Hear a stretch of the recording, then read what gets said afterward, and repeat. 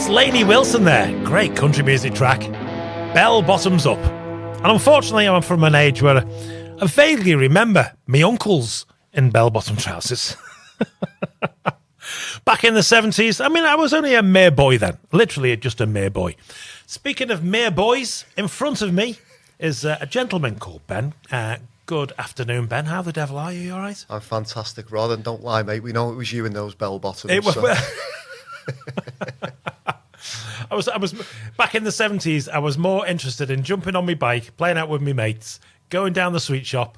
I remember once my best mate's mum. It was my birthday. Gave me 50p, and back then 50p was an absolute fortune. Could buy enough sweets to make yourself sick, honestly, and still have enough to get a load more the next day. I was popular for a few days, let me tell you that. I remember it well. Sadly, I remember those days when 50p, I could split 50 pence with my mate and we could buy sweets and a sticker book with it as well. So, yeah, I remember them days. Sticker book, well. yeah. Showing my age now. Like football stickers and all sorts of stuff like that. Yeah. Put a football sticker book. Do you remember Top Trumps? Loved them, yeah. Oh, I'll tell you. Fantastic. They were the days. Yeah. So off air, we're having a little chat, and I found out that you live around the corner from me. I do indeed, and yeah. from around the corner, I went to junior school most of the time. Infant school, junior school. Brilliant stuff. Happy days. But anyway, Ben, you've got a company called Svante. Have I pronounced that right? You have, yeah. Svante, yeah. Svante, yeah. Yeah. Don't you worry. I'll get it wrong every single time. Svante. Okay. So, I mean, it's a fashion brand. It's clothing for sort of older children and younger teenagers. Am I right in that? Yeah, age 4 to 15. There you go. So, and it's leisure wear, sportswear? Yes, activewear, sportswear, leisure wear. Okay. I mean, sadly, I won't fit into clothing that's for a 14-year-old. But I'm getting there. So, I mean, sports clothing, it's a dream of everybody to sort of open a clothing brand, isn't it? And you see people printing T-shirts and getting all that type of thing out. But what's different about this? Just explain to me in a nutshell. First of all, how the heck did you get to this point where you're pushing forward with a major clothing brand? That's a big thing. Yeah, thanks for that. It was never a dream, actually, Rod. How it came about was I've been in the environment. My wife and I have been in the environmental sector for over 20 years, and we had kids, and we were always super conscious about what we put on our kids. You know, lotions and potions we stayed away from. Tried to eat organic food and all that stuff. And they got to 5-6 years old. They're active kids, sporty. Also, they want to be in sports gear all the time. Yeah. And so one day, roasting hot day, they're playing in the garden, running around. The tops were stuck to them. And my wife turned to me and says, "What are these clothes made of? Because they're just sticking to the skin." So I got straight on it and I'm researching it. And I started to research what polyester was made out of, and petrochemicals and the toxic dyes and how it disrupts your hormone system. Endocrine disruptors can cause respiratory issues. The list goes on and on. I was quite horrified by it. So you see in the news about plastics being in the ocean and stuff like that, and sort of saying that you shouldn't cook in certain plastics because the part of the plastic transfers into the food and that type of thing, and gets into your body. So you're saying that certain clothing with plastics in them leaches its way into your skin? Absolutely. What people don't realise is your skin is your biggest organ. Yes, it is, yeah. And children's skin is especially vulnerable because it's more porous, it's more absorbent because it's developing. So, absolutely, toxic dyes, chemicals, anything like that can leach into the skin and cause health problems. Yeah. I mean, although you wouldn't realise it by looking at me, my beauty regime consists of squeezy liquid. It's an all-in-one for me. It does everything. But no, seriously, I've never looked after my skin. I've never been one for being out in the sunshine and stuff. But from a kid, I've hated like sun lotion screens, because years ago they used to be just dead greasy all the time, didn't they? I mean, obviously it's changed now, but again, you know that's getting absorbed into your skin. What's in that stuff? Absolutely. I mean, that's a whole other show we could do on that. Yeah, we generally don't let our kids use suntan lotion because, like you say, we've survived for hundreds of thousands of years. The sun is like the creator of all life, and all of a sudden we need cream to stand out in the sun, so it doesn't really make sense. And not only that, the correlation between the rise in the use of sun creams and the use of skin cancers, there's a direct correlation in the increase in both. So, I mean, make of that what you will. And like I say, it's a different conversation, but yeah, I think you have to be careful with all that stuff. Yeah.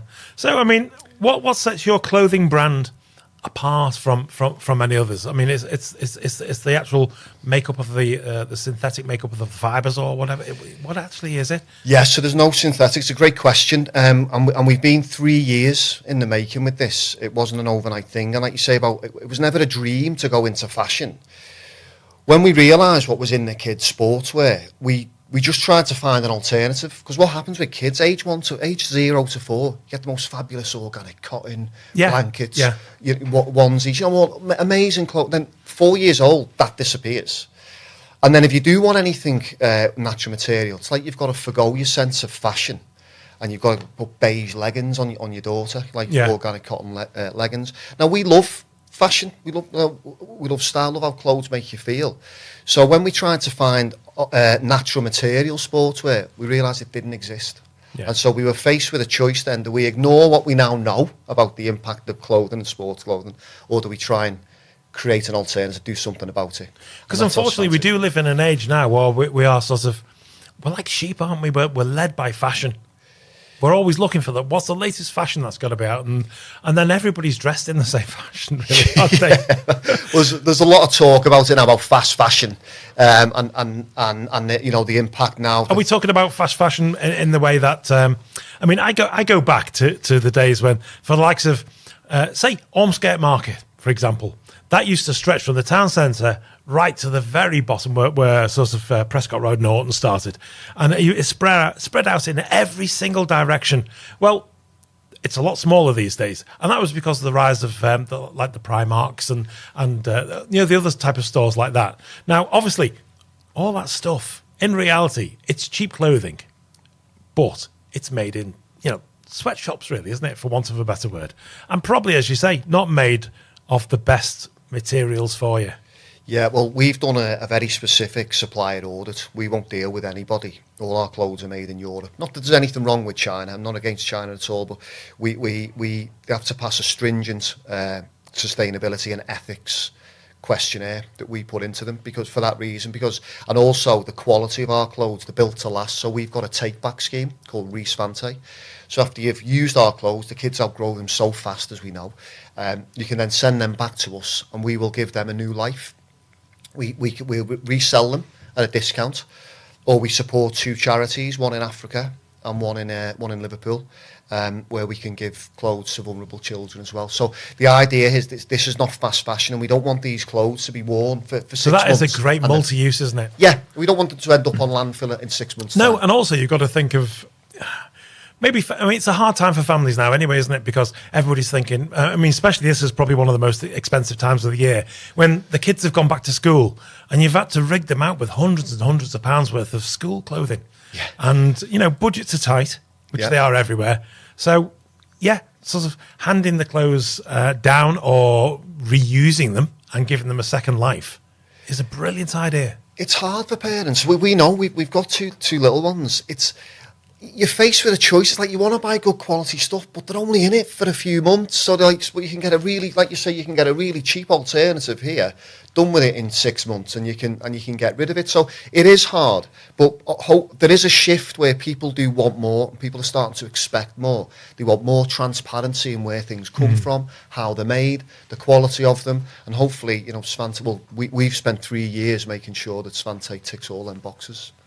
So, fashion-wise, how do you come with your designs and that type of thing? Because obviously, are you sort of following? I don't mean copying, but following the market, following the trends and stuff like that. You've got to be months and months and months in advance, haven't you? How do you do that?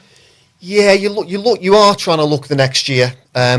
And Mrs. Donnelly has a lot of the credit to take for the designs, by the way. I've got 10% input there. She'd probably give me a crack for saying I've got 10% input.